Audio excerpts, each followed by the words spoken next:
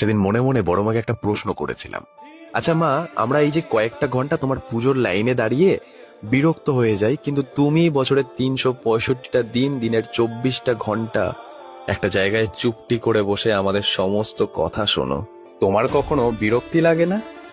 উত্তরে তিনি বলেছিলেন, তোরা যেন কি নামে ভালোবেসে আমাকে ডাকিস, সেই নামের মধ্যেই সমস্ত প্রশ্নের উত্তর লুকিয়ে আছে।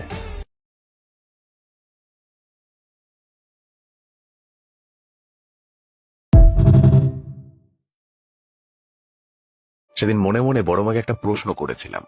আচ্ছা মা, আমরা এই যে কয়েকটা ঘন্টা তোমার পুজোর লাইনে দাঁড়িয়ে বিরক্ত হয়ে যাই, কিন্তু তুমি বছরের 365টা দিন, দিনের 24টা ঘন্টা একটা জায়গায় চুপটি করে বসে আমাদের সমস্ত কথা শোনো, তোমার কখনো বিরক্তি লাগে না?